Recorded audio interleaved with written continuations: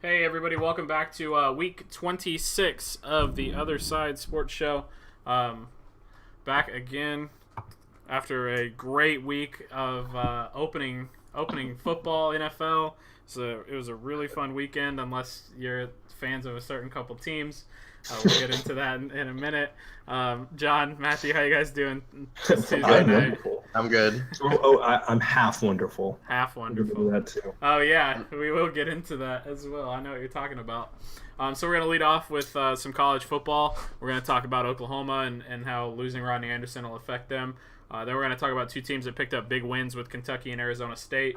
And then we'll talk about which one-loss team has the best chance to make the college football playoff as it stands right now. It's kind of early, but we'll still talk on it.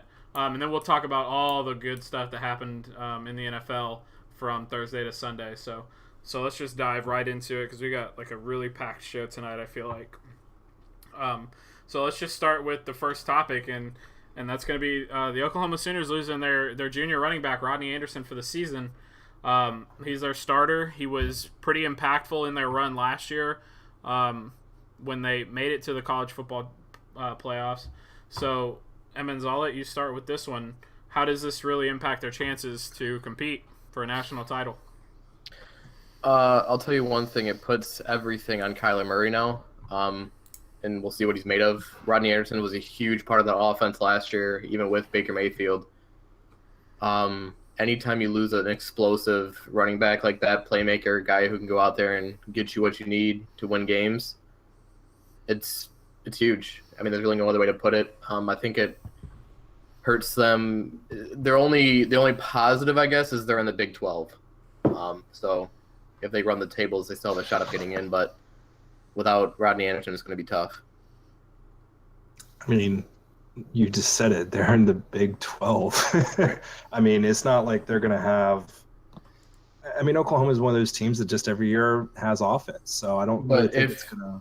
if there's a bunch of teams that have one losses and a lot of more impactful wins Yeah. versus Oklahoma team without Rodney Anderson, they probably go with the other teams. Oh yeah. Oh no. Well, when it comes to star power, yeah. But I mean, they're Oklahoma. They always find the next guy. You know, they always got that guy waiting in the wings who, you know, the end of the season was probably going to start getting some carries anyway to start seeing who's going to step up next. So The only game that's really is only scary for them is I think they're at TCU. West Virginia. Yeah, at West Virginia at 8 o'clock. They play TCU too. I didn't even see TCU on their schedule. Well, I mean, I don't. I think they all play each other because. Oh yeah, they do play them. And then they play Oklahoma State's a trap game just as Oklahoma State, but So I mean, other than that, they got nothing. if it's their quarterback, it's one thing. I think a running back, they can find another guy. Maybe Okay. Kansas gives them a challenge. Yeah, I mean, with what we saw, you can't. But no, they'll find offense. I don't think it changes them too much. Yeah. So, Yeah. so do you guys think? Do you think that they take a step further and they make it out of that first round of that playoff and they make it to the national title, or no? Oklahoma, no. No. They're gonna face a defense, no matter what team they face in the final. If they make the playoffs, they're going to play elite defense. Yeah, they're gonna play a defense that they haven't faced all season, and they're gonna get shut down, and it's gonna be over. I mean, that conference has no defense. It's But it's not last year you had Baker and Rodney Anderson. You're going up against, Georgia, which, I mean, they fought hard and they probably should have won that game, but they but didn't. Georgia found a way to just shut it down. I mean, remember Oklahoma's offense was on the field last in that overtime, Mhm. weren't they? If I remember correctly, he threw a pick or something like that, or incompletion, something. So There was something up and it was like Yeah. fourth down. yeah, so they find Georgia found a way to shut that down because that's what teams are going to do. So they'll make it a semifinal probably, but nothing after that. All right. So this next topic is going to hurt you guys, and I do apologize. So Kentucky and Arizona State both unranked last weekend. They both picked up huge wins. Kentucky beat Florida, and Arizona State beat Michigan State. So the original topic was: do one or both of these teams deserve to be ranked in the top 25? That question has actually been answered by the AP poll. Arizona State got ranked number 23, which is 2 spots ahead of Michigan State, which was who they beat over the We're weekend. still in it? Jesus. And then Kentucky did not get ranked. Did not get ranked. So I'll let you start, Matthew, because you probably watched the game. Do you think Kentucky deserves that 25 spot? I watched the game Sunday. I didn't watch it Saturday night. I fell asleep at 7 o'clock. Oh, okay. I went to take a nap and I woke up the next morning. I was like, oh crap. So I watched the game and I wish I wouldn't have watched the game because my God. Now, first time in 31 years. We've been close. And John, I think I was talking to you about this. You know, he's like, you know, it's his first season back and everything. Okay, Ron Zook, Muschamp, okay, what's his face that just left because he went crazy and decided to start blaming fans for things that weren't happening. None of them ever lost to Kentucky. Okay? None of them ever lost to Kentucky. None. Okay?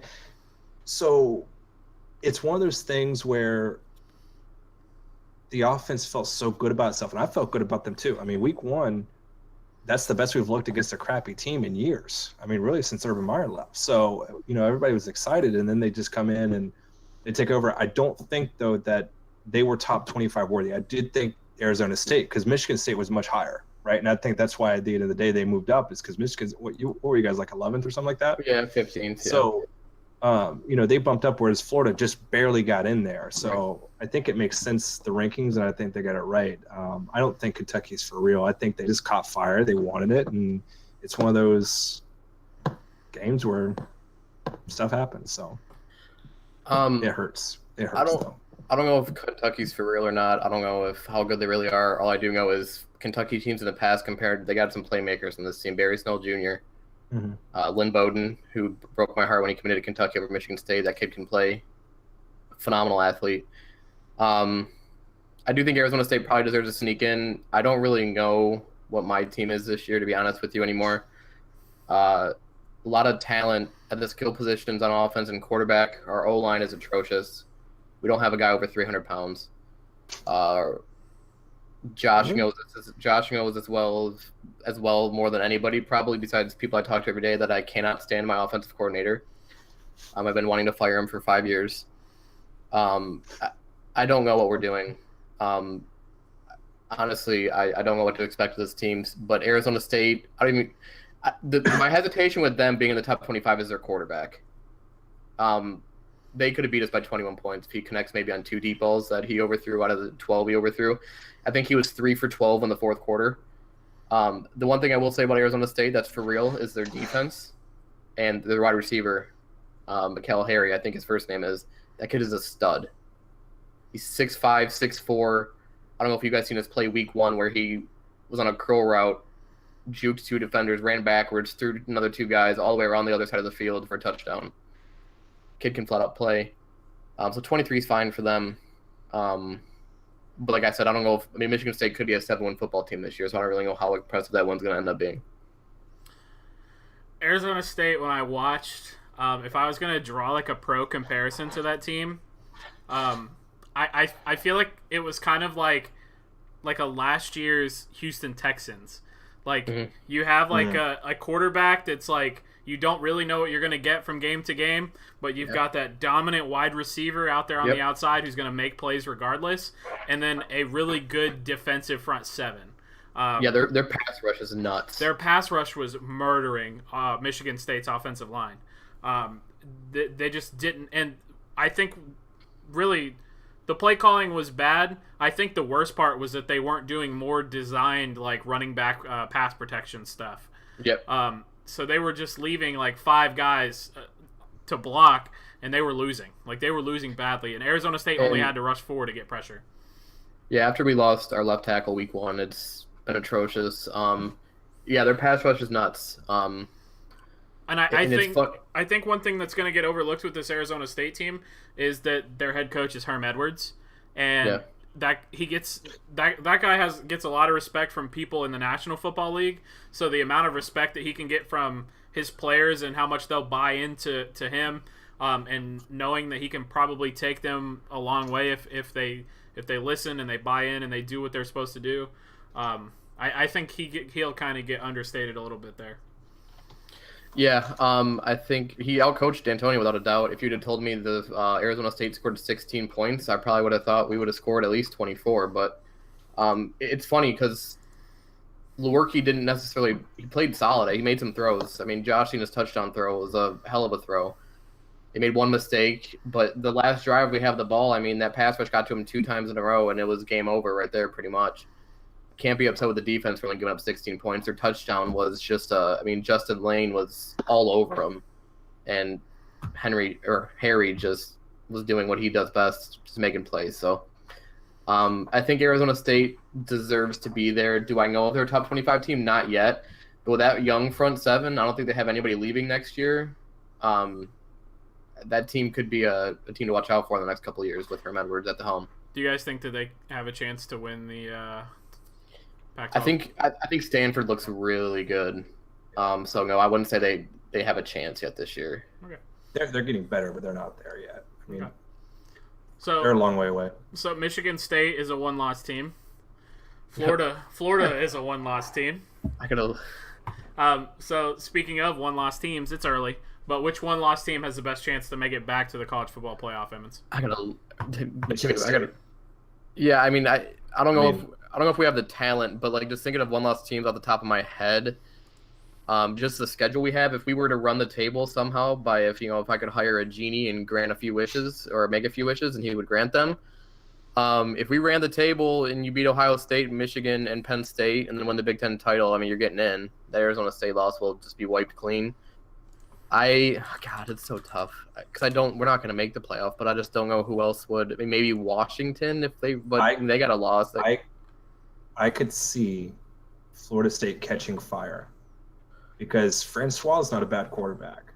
And, that first week with that loss to Virginia Tech, he just looked it was his first game since. Yeah, but last week I'm talking about they looked bad again. I know, but I'm saying Stanford. I could see them catching some fire. Like I could see them somehow because it's still Florida State. They don't have your offense. I don't like their coaching staff at all.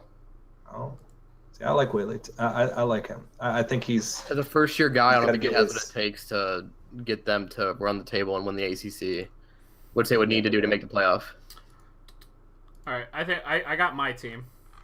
Mm-hmm. And I'm gonna go with Washington, even though they're in the Pac-12. I'm not gonna go with Michigan State. I'm mad at them right now. Okay, and Matthew, you said Michigan State, right? That's your team that you're gonna go with. Schedule-wise, they have the best chance just because of who they play. But no, you know what? I'm gonna go with Miami. I was thinking about Miami, but I just don't think Rozier's going to come back and do it, though. Miami was where I was. I don't either. I think he's going to get benched. Miami is where I was going to go as well. They don't really have any tough games on their schedule the rest of the way. Mm-hmm. Really, I would say their most notable games are Virginia and then Virginia Tech. If Virginia Tech can stay unbeaten until they play them that late in the season, that would give them a nice boost. And then if they play Clemson in the ACC championship game and manage to beat them, I think it'd be enough to propel them into the college football playoff. The only hesitation I have with them is I just don't trust Rozier. I mean, he showed how bad he could be last year, and then he did not look good this year. I think he's going to get benched. I think that Richt is going to finally, when he sees the walls kind of caving in, he's going to bench him. And he's going to bring in another quarterback, and it's going to I think that they've got, and then that defense. They got talent on that team. I think Rozier brings them down a whole nother level. Oh, he can't throw a post. I know. When the commentator says that the coaching staff says he can't throw a post, that's the one route he can't throw. That's a concern. Yeah, it is for sure.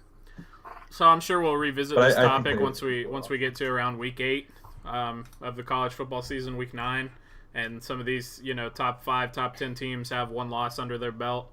I'm sure we'll revisit that conversation, but just a little foreshadowing for the week. So we're gonna transition to the meat of the show now, and that is the NFL. Finally, after a long break, it's finally back. So Matthew, why don't you talk to us about the Patriots and how they looked week 1 against the Texans? I mean, that Texans team is not as bad as they looked.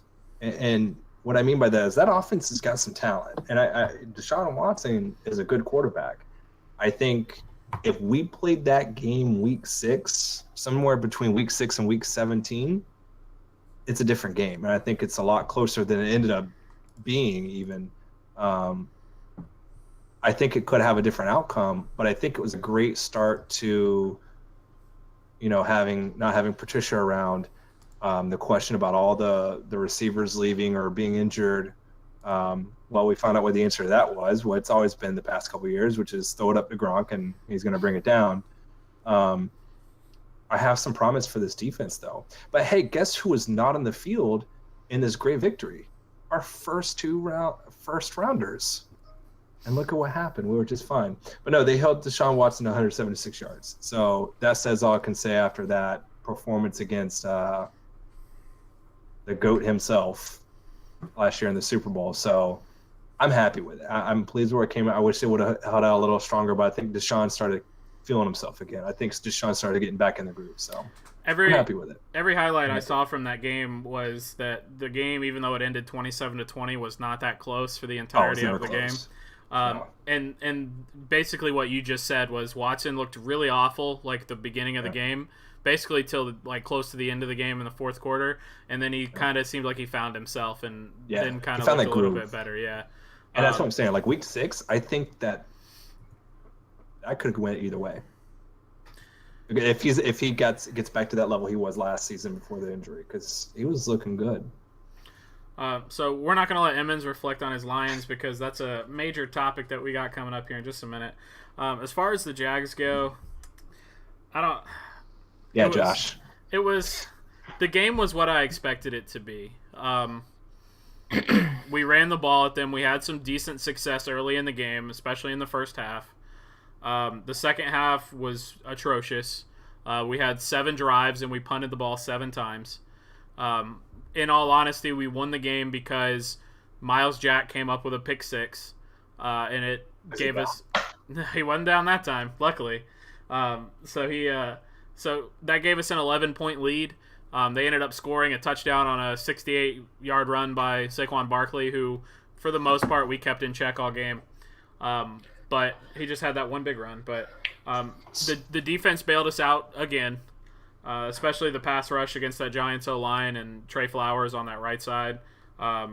It was ugly. Calais Campbell over there against him, it was ugly. So let me ask you, would you, being a Jags fan, would you prefer them to have that kind of a game, or would you have preferred them to blow them out with this game coming up Sunday? I would have preferred the game that they just had. Because okay, yeah, me too. Because we got the win on the road.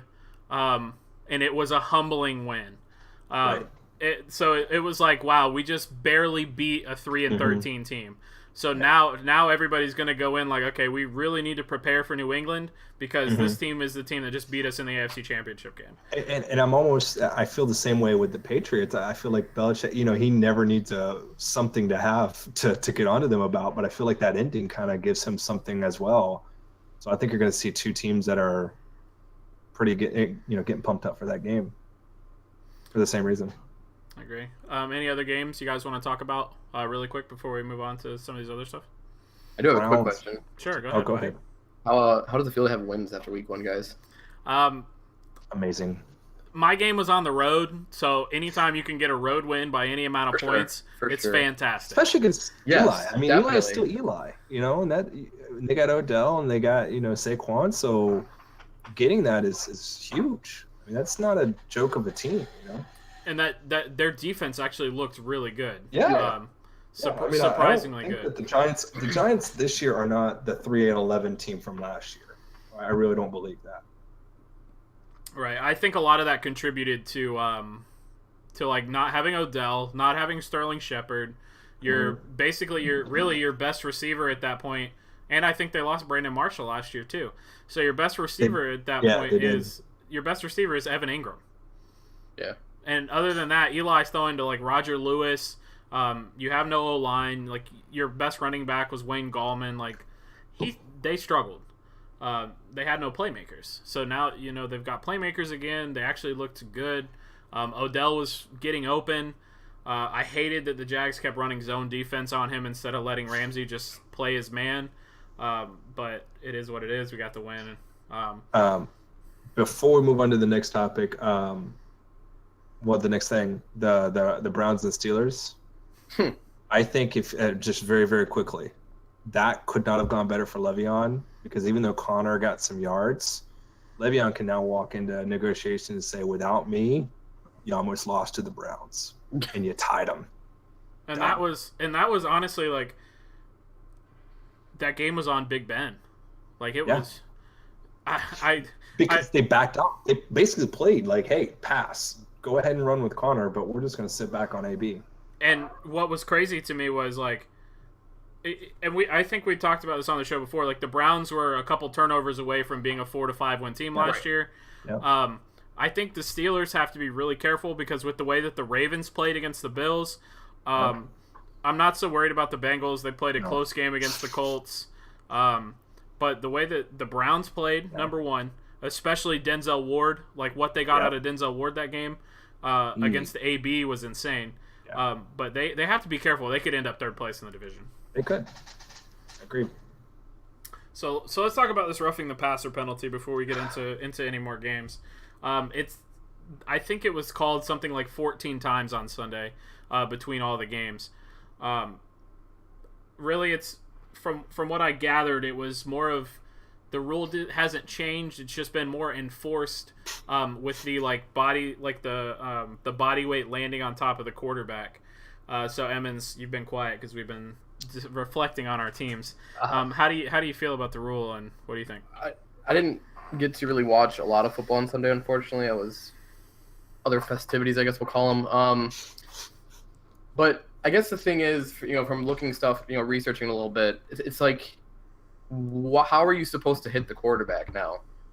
I mean, they were debating the Stafford hit last night when he got sandwiched. I mean, he just got sandwiched. I mean, we want to wrap? Were we putting no hit, no contact jerseys on this guy? Just wrap him up and that's a sack? I mean, I get that you need to protect the quarterback, but at some point, I mean, what's a tackle? Like, how are we going to teach these players how to tackle? I mean, there's so many stipulations of tackling with the helmet thing, and now with roughing the passer, it's like all these things have to go on in their mind when they're playing real game time, when you're taught to just hit the guy. So I get the protection of the quarterback, but I guess my question is, how are they supposed to hit the quarterback? So, okay, it's not even the hitting of him. It's where the guy is landing. So You're saying putting your body weight on the quarterback. Where's his body supposed to go? This 300-pound guy. He's going to roll over your 300-pound body. Where is he going? Is he going to hold himself up doing yoga as he's tackling him? Like, it's not like he's like, now the ones where like you have him up and then you pound drive him, right? That's fine. That's got to go. But if you're in the motion just going forward on him, where is this body supposed to go? Do they not know how physics work? Gravity doesn't exist, Matthew. And to answer your question, it's hard to teach that. Right. I mean, exactly. I'm around high school kids. Right. They haven't been playing tackle very, very long, and so they don't have these bad habits. But trying to explain to them where to actually tackle, it's hard. Well, especially it's everything, any sport, everything real time happens so fast. Yeah. It's easy for the league heads who, most of them probably haven't played the game, to think about. Or been on the field to see. Get on the field, and you just see how fast it's played. Like, okay, so the defensive end, we'll say Khalil Mack, for example, is supposed to think to himself, oh, wait, he's right about the sack the quarterback. Oh, wait, I can't hit him like this, I can't hit him like this. Okay, how am I supposed to do it? Next thing you know, Aaron Rodgers steps up in the pocket because you were thinking too much, and he could throw a touchdown. And you see it. It happens. Like, right after that penalty, you'll have times the moment you start thinking in sports is the moment when you hesitate, and that's the moment the other player can make a play. Because they're not dirty hits. I think the thing that bothers me the most about the roughing the passer penalties and their frequency is that a lot of the times that they occur, it's because the D lineman is getting blocked into the quarterback. Yeah, so like they beat their man, and then as a last ditch effort, the lineman turns around and like pushes him on the ground. Yep. And so the guy's kind of like stumbling, or he's falling and he's hitting the quarterback, and it's like he can't really do anything about it. He's just doing his job. That's the thing that kills me about these roughing the passer penalties. I think maybe a decent solution for it would be to make roughing the passer penalty, make it a reviewable penalty. So like if you think you see it, you throw the flag, and then if the coach, like, obviously you're gonna the coach is gonna want to review it, right? So like review it. If he got blocked into the guy, you don't call it. If he didn't, it was really roughing the passer, then call it. But all these penalties of the body weight thing would still be called even if it was reviewable, because they're saying that he's landing on basically body. What they mean by this body weight thing is that he lands on him. Right, but that's what they're saying. Right, so, I was watching I don't remember who it was, but a former player was talking about it today, and they said as they understood it, as long as when you went to wrap up the quarterback and you were driving him to the ground, if you kind of let go of your hands, like your arms, and kind of just landed on top of him and then rolled off, you were good. And they had examples. I can't remember the exact examples, but you could see it when he was talking about it. Basically, he was landing on the guy. As they were going to the ground, he was basically letting go of the quarterback, so when they landed, he would roll off of him. I don't think these people realize how awkward that is to try to do. Yeah, I know. And it was a former player who was breaking it down, but I guarantee you he didn't come up with it. He's explaining it for the people who did. You got some suits in the office, like me, who have never played. I couldn't come up with these rules. I coach, but I couldn't come up with a rule. I don't know what it's like. You know? Yeah, I get why it's being enforced because Aaron Rodgers broke his collarbone last year. But they got to do something. Yeah, it's bad. It's not that they're making it. I don't even care that they're making the game softer per se. That's a huge momentum swing, especially if it happens on third and fourth down. Which I think it did occur on third down, third and 10s. Pass rush is coming. It's when you're trying to get your sack, so it's when it's going to happen the most. Next thing you know, instead of getting a sack on third down, onto the next series, the team gets a first down. Yep. It could ruin an interception. It can ruin all that stuff just off roughing the passer where a guy's just doing his job. So yeah, it's frustrating. It is. It's really. It didn't even happen to my team, so nobody can say that. I don't even think we got called for it, or if we did, it was one time. But I don't think it happened in our game, did either. I think it did happen to the Jags, maybe once, but but I think it was on a third down. Don't remember. Yeah, I wouldn't be surprised. Because if you think about that, if you really think about the times that they're getting in for sacks or hits on the quarterback, it's when you're rushing on a 3rd and 8, 3rd and 10. That's when it's going to be happening the most anyway. I do know that it happened. It got called on Aaron Donald last night against the Raiders. Mm-hmm. Aaron Donald was basically laying on the ground already by the time that he made contact with Derek Carr. And I get you're not supposed to tackle him below the legs. There was nothing he could do, though. He was pushed to the ground, basically laying down on the ground by the time he hit him, and he still got called for it. But it's now that time. Jets. Jets. The Jets absolutely dismantled the Lions last night, 48-17, Monday night primetime. Emmons, we'll give you a moment to vent your frustrations. Okay, so first thing is Monday Night Football. A rookie quarterback is coming into Detroit prime time. The first play of the game is a pick six. You're up 7-0, and then I don't know what the game plan was coming into this game because clearly there wasn't one.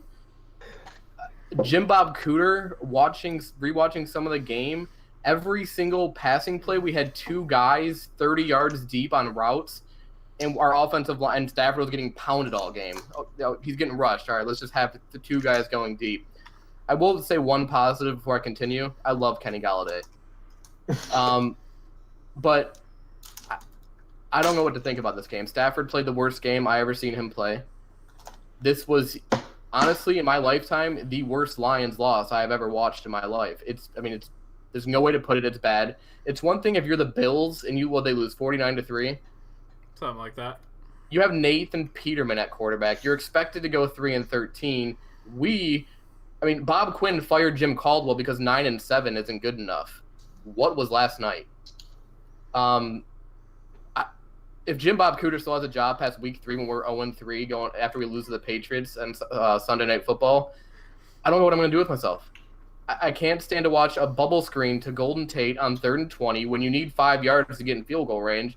I know you got Matt Prater, but he looks like he gained 10 more pounds. Maybe that's starting to affect his little kicking. He was horrible last night. Every asset of the game was just atrocious. There was no positives out of that game. Ziggy Ansah made one play like he always does, then gets hurt.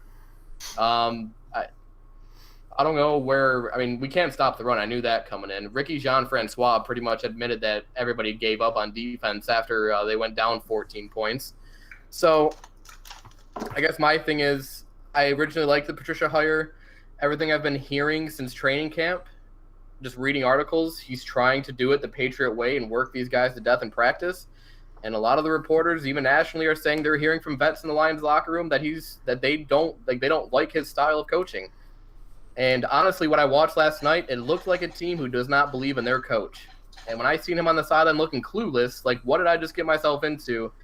I got a bad feeling that this could be Ken Wisenhunt 2.0.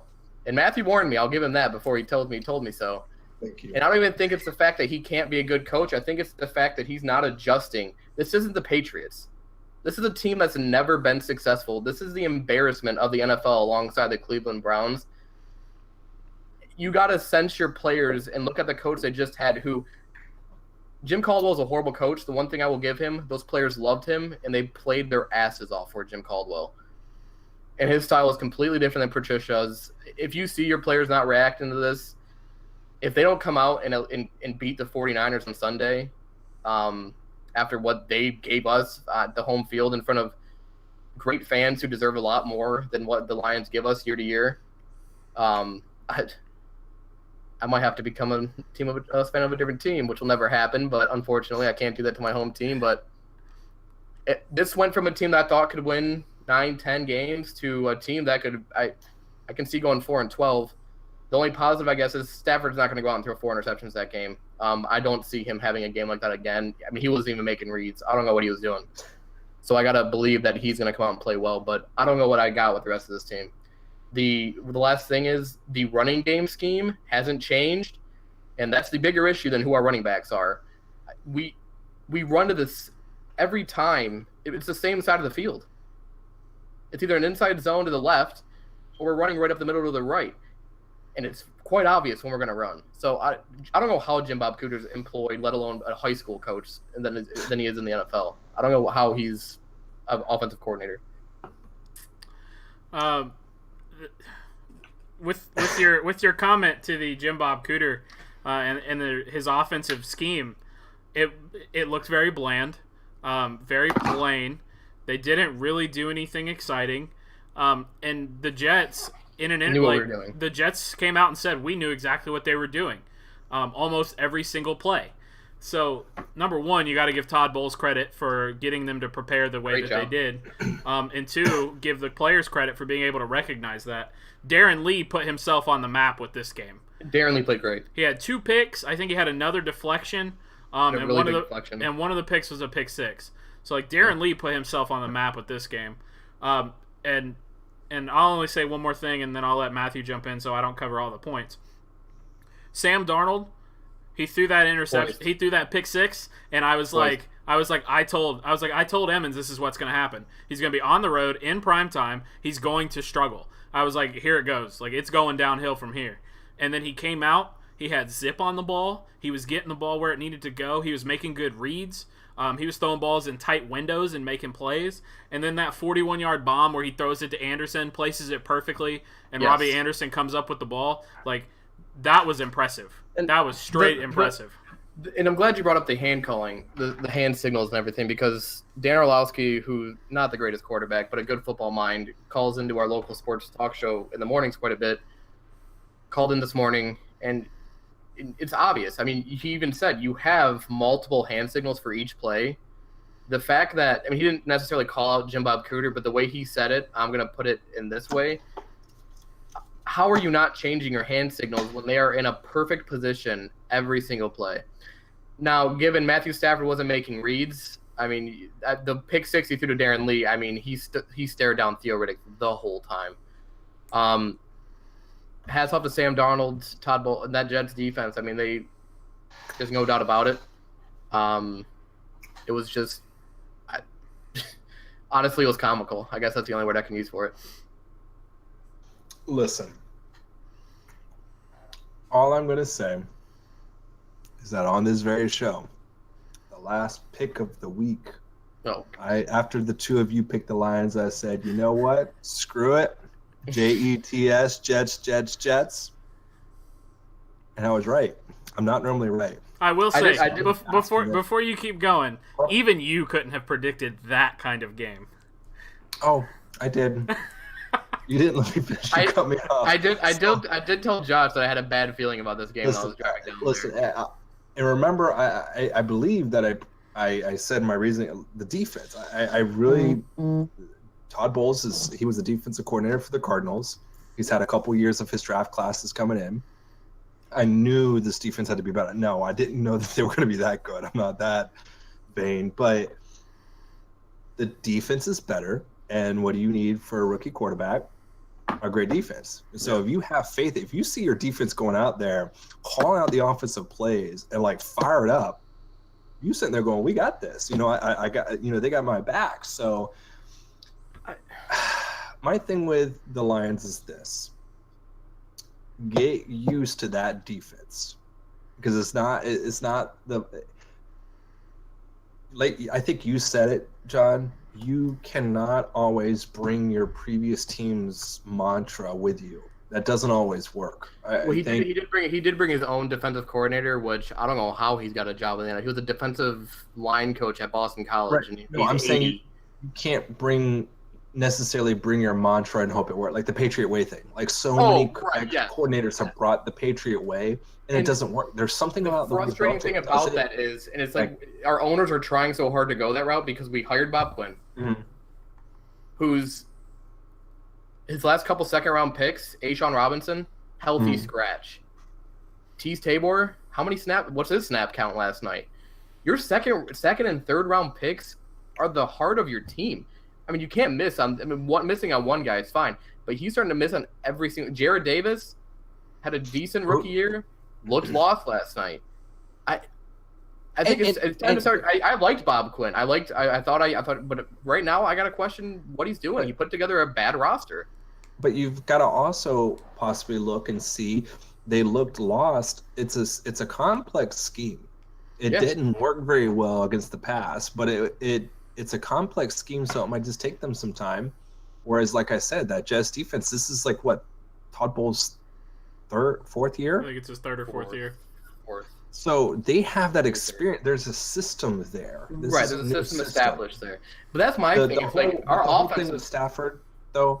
You said you don't know what he's doing. That's what Stafford always does. He throws. And now, granted, I think it's on Cooter having him throw that many times, but that's the Lions' stat line. Stafford has one of those. He has a weird game every year, but not that bad. So that was easily the worst game of his career by far. I think if I'm going to pin this game on somebody, I'm going to pin it on Matt Patricia. He's the head coach. For sure. He's the head coach. I mean, it's his responsibility. The Lions didn't execute at any phase of the game. They failed on offense, they failed on defense, and they gave up a punt return on special teams. Not one single phase of the game was any good at all. And they missed two field goals. So like no phase of the game was any good at all. But then you compare that to the Packers and the Bears game that happened on Sunday night, and there was some good execution in that game from both teams. Yeah. So Matthew, Eamon says he misses it. Matthew, did you get a chance to watch it? Oh, I watched the whole thing. Okay. I watched the first quarter, but unfortunately, that was all I got to see. I was really riding high. Remember, I was the guy who picked the Bears to make the play, and I still do. I still think they make it. I think that what happened in that second half was something that no matter how well the Bears were going to play, they were not going to win that game. When he came back, it's like, I think Chris Collinsworth said it at one point. He's like, this is kind of like that Jordan game. You know, like that game where they come back and you weren't going to win that game because Aaron Rodgers was going to do Aaron Rodgers' thing and the magic of Lambeau was going to happen. Like, that's the feeling I had the entire second half when he came back in. So I still think the Bears were exactly what I said they were when I picked them to be that 6th seed. But I think that in that moment, there was no stopping that dude. He was going to go out there and be the baddest man in the field, as I think Stephen A. says. He's a bad man. He's a bad man.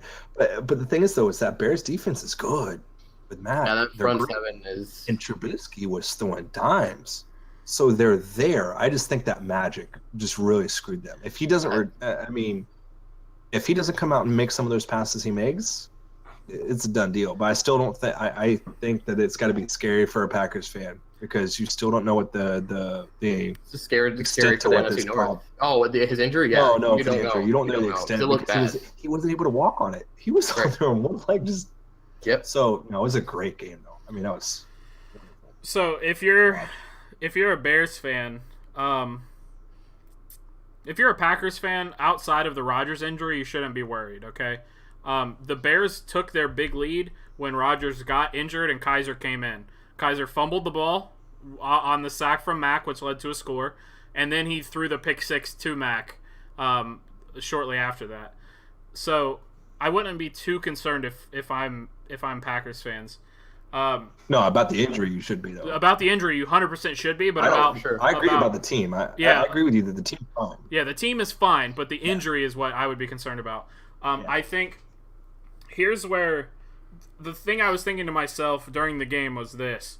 It was right before halftime. Mack is making all these plays, and I'm like, that's why they traded for him.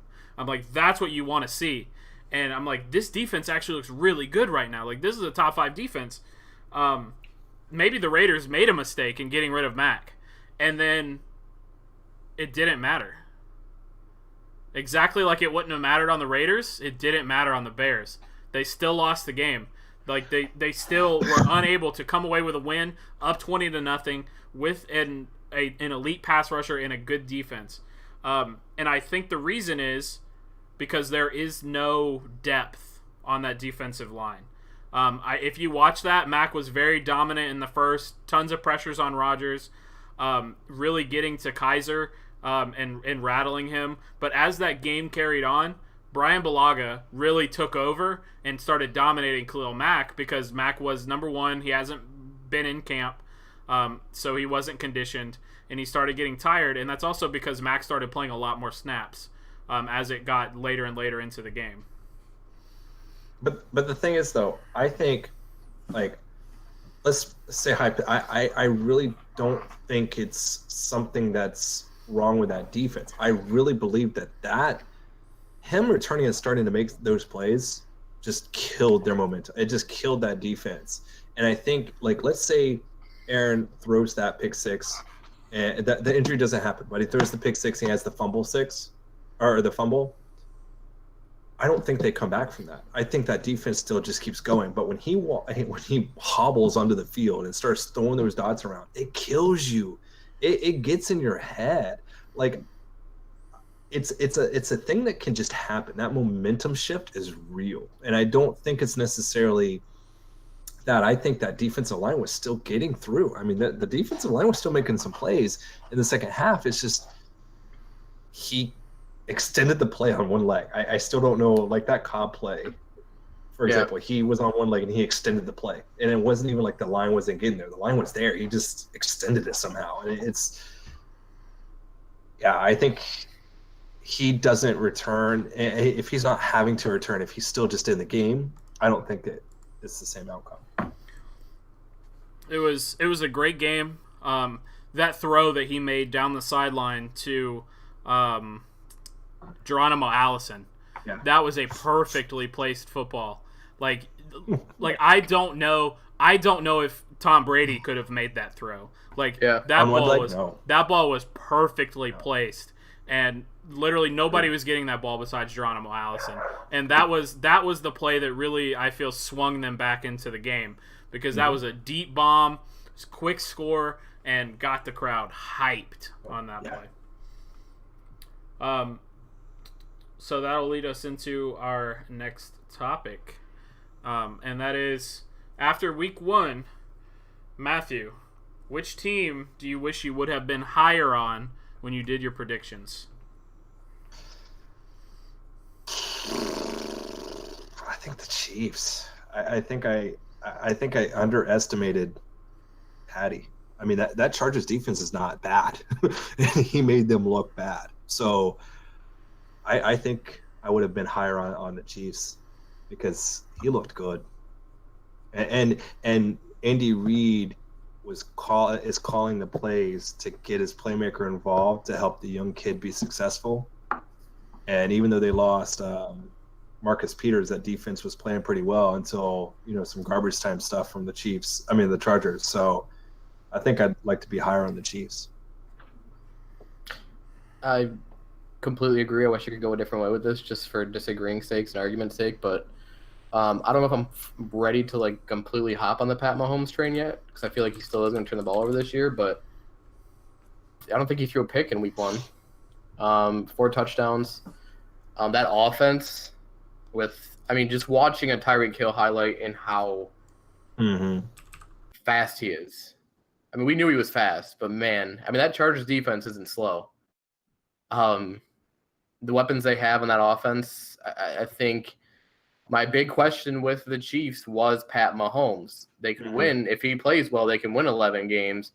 If they don't, it could be a disaster. But if he continues to do what he did, just a fraction of it, throwing a couple touchdowns a game, not turning the ball over, getting Tyreek Hill the ball, that Chiefs team could be dangerous. Yeah.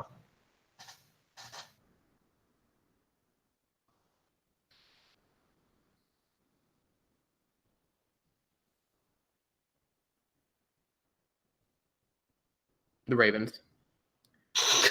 Bills. It was Nathan. It's the Bills.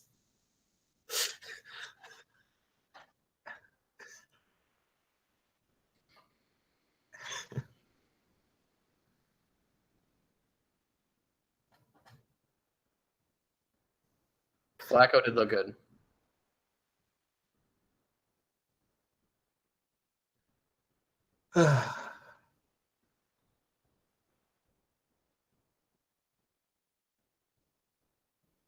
Right, the Bills are still an NFL team.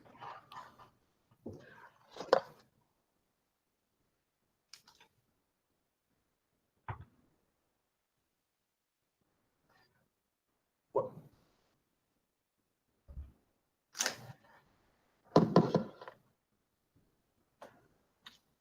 I didn't.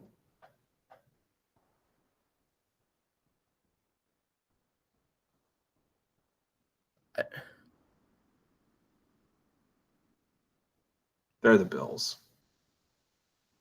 Anytime you beat anytime you beat anybody 47-3, it is impressive. But not enough to move higher on them. I don't think that. I think it's. I also think the defense was put in bad positions time after time. Nathan Peterman did throw 2 picks. They got sacked 6 times. I don't think anybody had even over a 40% completion percentage between Josh Allen and Nathan Peterman. Combined, Josh Allen and Nathan Peterman threw for 33% completion percentage. Okay, so they're not moving the ball. So the Baltimore starting in great field position every game. I think what the Chiefs went out and did, that offense, and how Pat Mahomes looked versus the Chargers team, that I think all of us, I don't know if Matthew did it. Josh hasn't been in the Super Bowl. So a rookie, or not a rookie, but a first-year starter coming out and doing what he did, I think the Chiefs were the team that shocked me the most. That's fair. So which team after Week 1 are you really sad that you were kind of high Lions. There's not even a second choice on this. It's the Lions. Oh, God. See, I picked them 4th in the division, so it's all right. Yeah, but you had them at 10-6, so they're not starting off to a great start there to get to 10-6. Yeah, they can still get 10 wins. Well, I'd say the Steelers. I think without Le'Veon, they are not the same team. I'm gonna go. I don't think he's. I think, and by the way, the reason why, even if he comes back, I don't think that team is functional. I don't think you can accept him back as a team, because if you read what they said from the locker room, they don't. That dude. The only guy who defended him was AB. Yeah, if he comes back to that locker room, it is that is a divided locker room, and that's going to be a bad team this year. I think the locker room's always divided, though. I think if he waits, long enough, in the offense, and they lose a couple games, then I think the offensive line will just kind of suck it up if he comes back. I think it's divided. They were divided last year, and it killed them. It killed them. So I think it's a bad situation there. That they gotta move on from him get something for him and move on for him, because I'm telling you, You're not gonna get it's much gonna for him. you got him, huh? You're not gonna get much for him. I know, but you've at least got to move on at some point. You can't even. The thing is, they can't even trade him because he hasn't signed the franchise tag. So until he signs that tag, they can't trade him. He's not going to sign it until he gets a long-term deal. So they're in a bad gridlock. situation. Or until he's gotta come back at some point though, or else he can't be a free agent next year. I think it's like week 8. I think it's like week 7 or week 8. I just think it's a really bad situation there. I think they're not going to be as good as they should be. I guess. God, that Saints defense. That was ugly. They were pretty That's bad. magic. Yeah. I guess if I had to pick a team that was like really, because I didn't have Lions making the playoffs. I'm trying to look here, see if I. I'll tell you the team that I was kind of high on. I had them going at least 500. I think I actually had them going 9-7 with a winning record. That was the Dallas Cowboys. They looked. But I had them at 10-6. That'd probably be my team. They looked awful. Zeke only got the ball 15 times, 15 carries. So he looked. So they weren't giving him the ball enough. Their receivers, Dak couldn't make a throw, and when he could make a throw, the receivers were not effective. I believe I saw a stat today that said that between Allen Hurns and whoever the other receiver was that started on the outside, both of them combined had less yards per catch than Dez's season average last season. I think you saw that they missed Dez Bryant. Like, Dez Bryant's not an elite receiver anymore. He's close to 30, but he's better than Allen Hurns. He's better than Deontay Thompson. He's better than Cole Beasley. Yeah, you're missing Dez and Jason Witten. I mean, those are two big weapons for a guy like Dak, who you don't really see Dak throw anything more than a medium like pass on the field. I mean, and especially this year where he doesn't have guys to bail him out and he's just getting rushed against Carolina, he was leaving that pocket awfully quick and almost panicking. One guy I do want to touch base on, he wasn't phenomenal, but I think for not playing football for a while and how he looked, Ryan Tannehill. He did throw a couple picks, but some of the throws he made were really nice throws.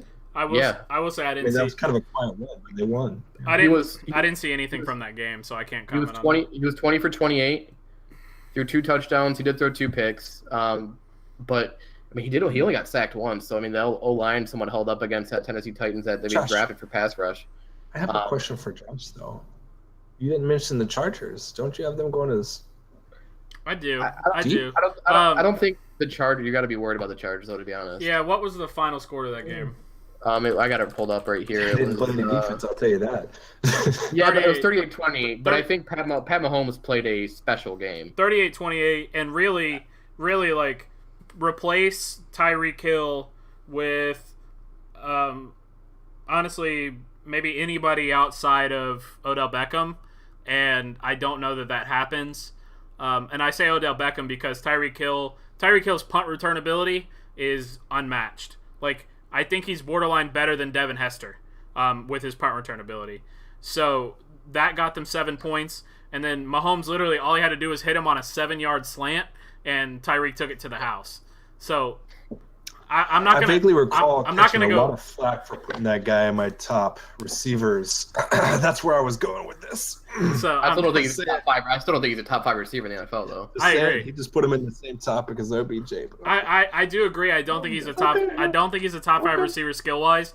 Top 5 playmaker. I think he's number 1. Yeah. I'll tell you that right now. Skill wise, being a receiver is not even a question. Top 5 playmaker is number 1. It's okay. I'm not going to get down on the Chargers. I'm not going to get down on the Chargers yet, though. Chargers start 0-4 like they did last year, then I'll get down on them. So let's move on to Pick'em's Week 3 before we close out the year. Emmons, why don't you go ahead and update us on the records while you're here? Well, it's ugly for me. We'll just go with mine first. I went 3-2 the first week, and then I went 3-4 last week. Ooh. So I'm at a 6-6. Josh went 5-0 week 1, 4-3 last week. Whew. So he's sitting at 9-3. I'll take that. That's pretty good. Matthew went 3-2, and then he went 6-1 last week. Dang. So Matthew and Josh are both sitting at 9-3 right now. Ooh. Good job, Matthew. That Jets pick was huge for him. The only one he got wrong was the Michigan State game. Yeah. I called the Michigan State game, by the way. That's a game I got right. You did.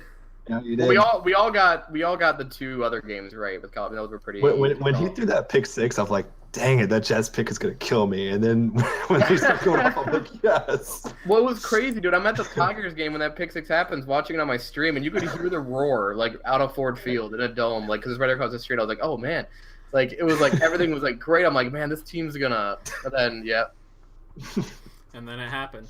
All right, And then it happened. so let's go to Pick'ems. Let's go to our Pick'ems week 3. So it's I gonna need a big week. I need a big week. It's going to be week 3 of the college season, week 2 of the NFL season. Game number 1, we've got number Let's 12. have Matthew go first this week. All right, number 12 LSU versus number 7 Auburn. Matthew, who are you taking? At Auburn, LSU. It's at Auburn, just to. LSU. That kid at quarterback is looking good. Transfer from Ohio State. He's looking good.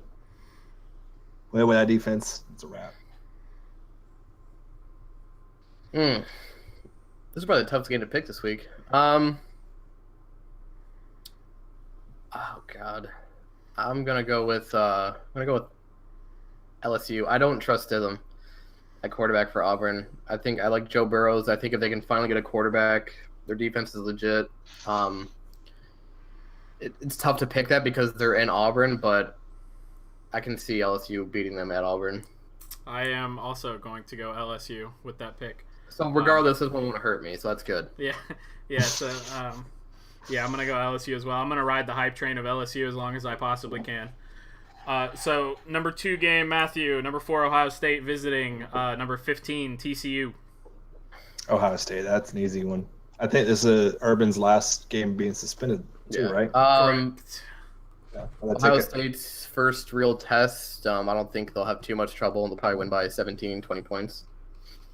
All right, I also am taking Ohio State to win this game. I don't think that TCU, coming from the Big 12, has the ability to match up with Ohio State. The thing is with Ohio State is, from what you've seen early on, you got to have a defense. I mean, because they're going to score regardless, but you can score on Ohio State. You can run the ball on them. So far, that might change when Urban comes back, but I don't think TCU has a defense to be able to even get into a shootout with Ohio State's offense. I'll be honest. This was almost my upset pick for the week out of all 6 games. I almost did because I have a weird feeling about this one. They've blown. See, I had a weird feeling with the Arizona State game and the Lions game, and my gut told me right. I should have gone with the Jets and Arizona State last week. I got a weird feeling about this game, but I'm still gonna go Ohio State. All right, we got game number 3. We got Vikings, the Minnesota Vikings visiting the Green Bay Packers. Who are you taking, Matthew? Taking the Vikings. Vikings. I don't trust that injury to Rodgers. If Rodgers plays the game, I'm taking the Packers.